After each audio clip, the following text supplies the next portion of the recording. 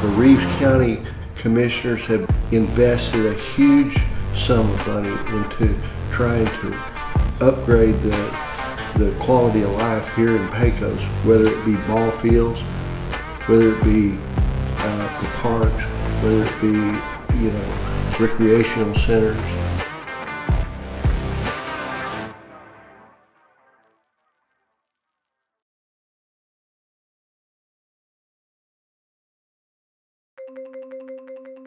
Just knowing how the community is further than just this little canyon.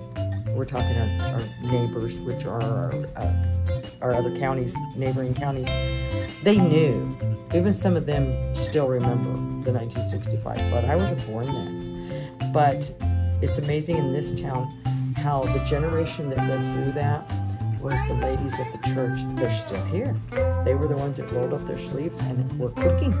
And when we took, I have the numbers, when we took, what was it, 140 pounds of chicken and 320 pounds of dry goods to the church, and they rolled up their sleeves and started feeding people. And we had 2 businesses, one's not even open yet. They were ready to open their new food wagon, they broke it in, they were feeding for free out of their own pocket, and they haven't even opened a restaurant yet. And that's huge. If that doesn't tell you what the Sanderson spirit is, nothing ever will. The influx of people, food, help has been amazing. And just right here locally, within minutes, all the neighbors were running to each other. I jumped in my little blue buggy and was checking on neighbors because I knew we were, secure enough. But I knew there was people way worse than us. Where the little old ladies, when you walk in, they're saying, "It's okay, we're going to get through this." They went through it before, so they seemed like the counselors on scene now, because they were telling you, "It's okay, we're going to get through this. We got through it with teamwork the first time, we're going to get through it now." And then, talking to, like I said, my area communities, it was not any hesitation. It was, get on the road, get the help there, get on the road. They know because we all respect each other. And I think that's really West Texas, because West Texas is a really tight-knit, roll up your sleeves. We know it's hard to make a living. So that's the easy part. The beauty is that it comes naturally when you work together. What would you like to share about not only our county, but other counties that just are working tirelessly? They're spending the night in your community, not going back to where No, they're not. They're here until the job is done. It's amazing. I'm going to say this from my citizens, because they're like, "Look, there they are. There's our angels." That's big. When you, like I said, I'm still hearing it from the ladies at the church that are still feeding them. They're honored to feed them. And it's like, there they come, there's our angels in their trucks. These are the men that are coming in from area counties. It's amazing how, like I was saying about each department, and I can go over who all came into this town, but when they saw it, they knew they were going to be taken care of. And it's so, it could just almost bring you to tears, because from within hours, by the time this is crazy, but I told you about the call I made to Tita.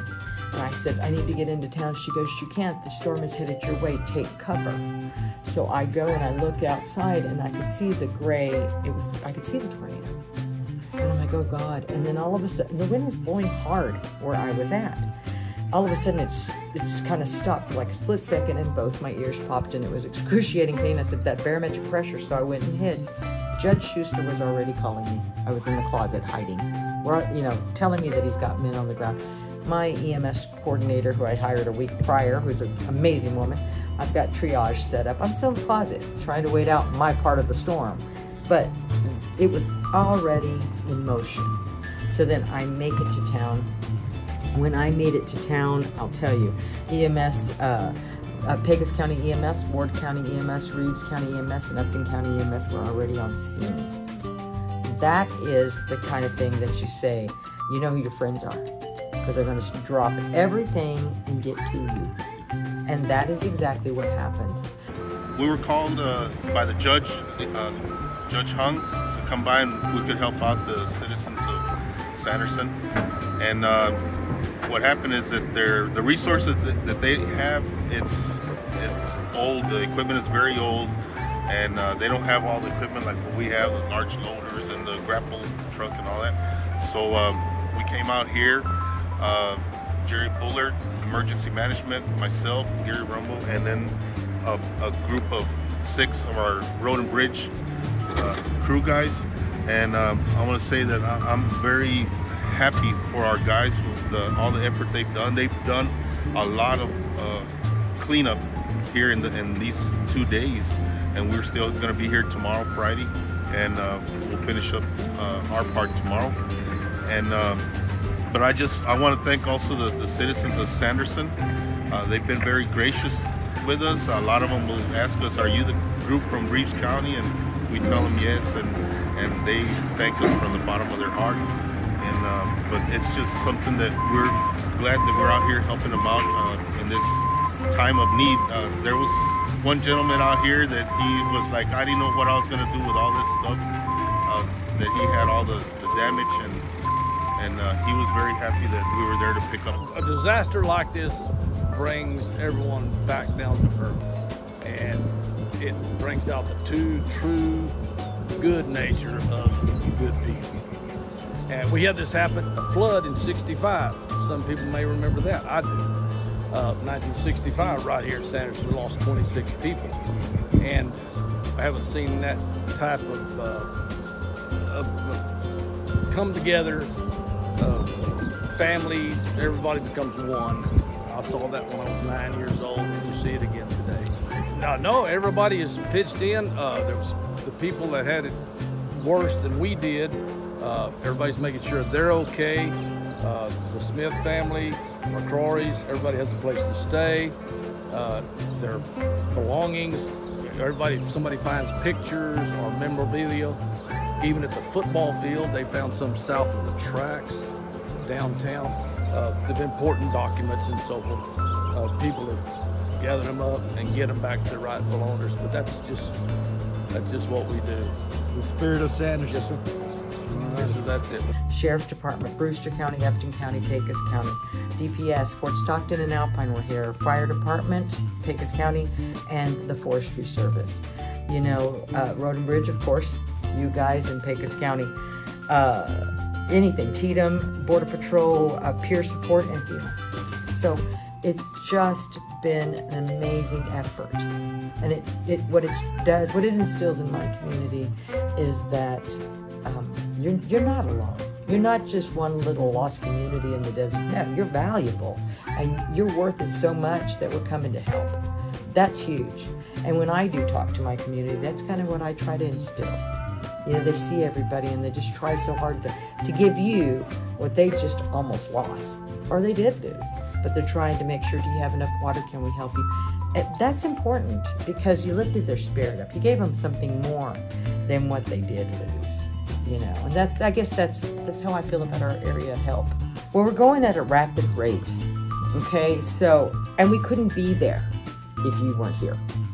We are going at a rapid rate. It's unbelievable what we're doing.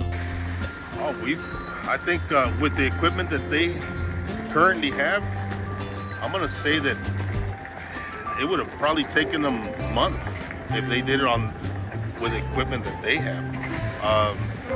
One of the backhoes that they had, it's like a 1980 model, and that's the new model for them that they have. So they're in desperate need of equipment, but what we did in these 2 days, it would have taken them months. No, just I want to thank everybody, the citizens of Sanderson, and also Judge Hung, my boss Curtis Wilson, Jerry Bullard. They've been backing us up on all this, and we greatly appreciate everything. And the guys and the crew, the guys are great. Let me say their names. You got Philip Stroop, you got Francisco, Saul, Noe, Randy, Ramon, and I think that was all of them, right? 6. So I want to thank the guys. They're great. But we're just kind of, every day we debrief. We have the maps. We, like I said, if it wasn't for you guys and for Pecos County, I wouldn't have passed that TCEQ to get the letter, to get TxDOT to help me. So I've been sitting in here trying to get all the paperwork taken care of. And so, but debriefing with my road and bridge to let them know which area we need to focus on. So that way we've got a good, strong front. Then Tatum, which is Shelly Cleveland, because she lives here. So Shelly and I talk all the time. And so she will basically touch base with, okay, so I'm going to have them work here. Myself and our attorney getting the hold harmless forms created, knowing that, you know, they had to be done. So that's easy. Get that done, hand it off to Shelly, contacting the landowners, whoever we need to make sure we're safeguarding every direction. I used to be a banker. So that part is the easy part for me. And then making sure that we follow all protocol, because everybody out there, and then the safety meetings for the teams and letting them know, you know, it's the safety first. But you guys are the professionals. I'm just trying, you know, as far as this equipment, but I just, you know, we just keep touching base. And I'll tell you one thing though, both counties, Pecos County and Reeves County, you just don't know how much of a relief you were to my road and bridge. I mean, I only have 5 guys, you know, and their equipment doesn't work, and they were trying so hard to help me pass this. And I had told them, you know, one of them, their superintendent was getting certified because he's new with TCEQ. So I'm telling him on the phone, and he's like, oh my God, we're never just, you know, no, we are going to pass it. We're going to get through this, you know. And for the fact that we did, I submitted the application at 8:30 that night. And the next morning at 7, TCEQ was going to, the lady was leaving Midland. By 2 o'clock, we passed. That is a very quick turnaround. So that's kind of how it's been going. And then I just accepted the water project, finalized it, because we passed TCEQ again for the water. So see, we're doing a lot, but we couldn't do it without the help at all. At all. Question, the whole nation is known where Sanderson is. It's probably, when I looked, it was the 5th most popular search in Google. Yes. What is your message for the country while we go through this voting, while we see so much turmoil that a little place brings us together? You know, if we could learn not to chew each other and rip each other apart, worse than a natural disaster, and lift your neighbor up. Don't belittle them. Regardless of their political status, you're going to have to pull them out of a ditch, whether it be an emotional ditch, whether it be a physical one. You need to realize that they are American citizens. Take care of each other. Make sure that they do have clothes. Make sure that they do have food. Make sure that they do have the needs met to keep their communities from being shred apart. You know, when you roll up your sleeves and you get in there and you show them who your friends are, it's American citizens that are doing that. It's not, you know, we don't need to tear each other apart. When you get in your polling booth, stay there in private and vote. But vote. If you want something to change, get in that booth and vote. But if you want to see change too, roll up your sleeves and help your neighbor, because that is what needs to happen. Anything else you'd like to add? Maybe I'm not asking you about the efforts. Everybody's just done such an outstanding job. I cannot express a thank you enough. I'm constantly posting my thank yous because I want to make sure that they understand that you are valued. You took the time to look at us and help us, and we greatly appreciate it. You know, I can't thank the area judges more than, you know, there'll never be enough thank yous. But seeing the community succeed, seeing them, you know, us rebuild our infrastructure. We cannot destroy this little town and let it blow away. We got to keep it together. And like I said, we have 53 miles of border. We got to secure it. We got to take care of it. We got to let them know that we're still here. We're on the edge of the country, but we're part of it. You know, we don't want to go anywhere. We want to take our stand.